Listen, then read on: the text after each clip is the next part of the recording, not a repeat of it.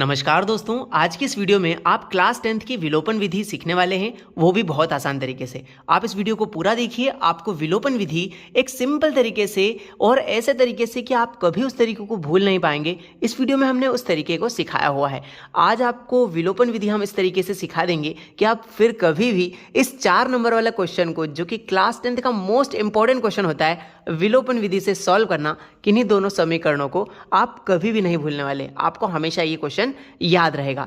चलिए शुरू करते हैं। यहां पर अगर आप क्लास 10th में हैं तो आपको 2 समीकरण को हल करना होता है, वो भी विलोपन विधि से, जिसमें पहला समीकरण दिया है 3x + 4y = 10। जो पहला समीकरण है उसे हम नाम दे देंगे समीकरण नंबर 1, क्योंकि वो पहला समीकरण है, इसलिए समीकरण नंबर 1। दूसरा समीकरण है 2x + 2y = 2, इसे नाम दे देंगे समीकरण नंबर 2।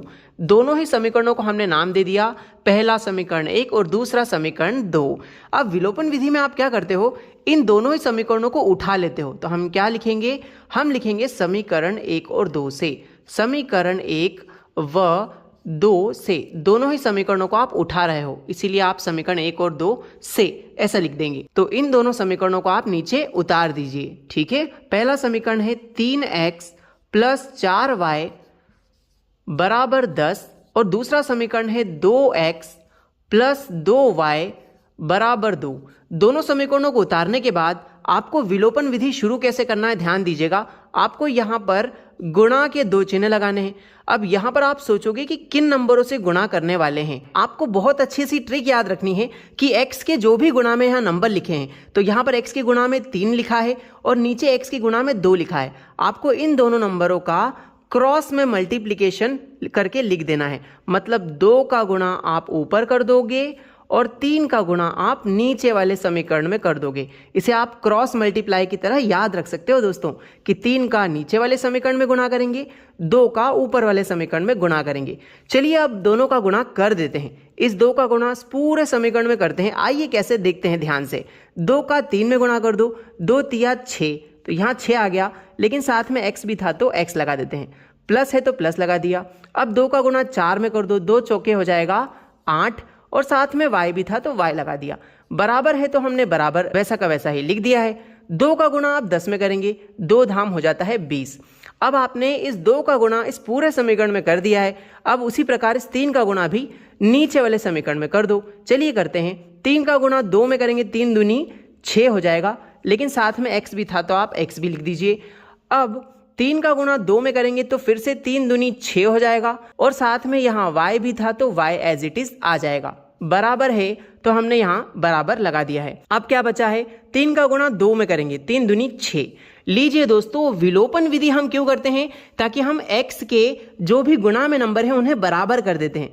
तो यहाँ पर देखिए, x के गुणा में यहाँ भी 6 है, x के गुणा में यहाँ भी 6 है, मतलब आपने x के गुणांकों को बराबर कर दिया।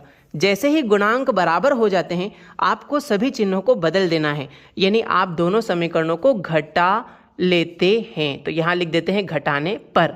घटाने पे क्या होता है, सभी के चिन्ह बदल दिए जाते हैं। प्लस का 6x है तो ये पलट के माइनस का हो जाएगा, प्लस का 6y है तो ये भी बदल के माइनस का 6y हो जाएगा, यहाँ पे प्लस का 6 है तो ये भी माइनस का हो जाएगा। आइए अब इनको सॉल्व कर लेते हैं। प्लस का 6 और माइनस का 6 तो कट जाएंगे, क्योंकि आप जानते हो प्लस माइनस होता है माइनस। 6x में से 6x गए तो 0x बचेगा, मतलब कुछ भी नहीं बचने वाला। आगे बढ़ेंगे। प्लस माइनस, ये नीचे वाले चिन्ह का बहुत अच्छे से ध्यान रखना, क्योंकि नीचे वाला चिन्ह ही आपका पर्सनल चिन्ह हो गया है। अब प्लस माइनस होता है माइनस, यानी आपको घटाना है। 8y में से 6y चले गए तो कितने y बचेंगे, 2y बचेंगे। बराबर 20 और माइनस का 6, मतलब 20 में से 6 गए तो कितने बचेंगे, यहाँ पर बचेंगे 14। अब आपको यहाँ से y का वैल्यू दोस्तों निकाल लेना है। यहाँ पर y की गुणा में 2 लिखा है, बराबर के उधर वो भाग में चला जाएगा, तो क्या आ जाएगा, y = 14/2। जो गुणा में 2 था वो भाग में उतर आया। ठीक है, 2 एकम 2, 2 सती 14। बधाई हो, आपका y का वैल्यू निकल के आ गया दोस्तों। y का मान हमारा आया है 7। कितना आया है, y = 7। आपका एक वेरिएबल यानी एक चर का वैल्यू आ गया है आपके सामने।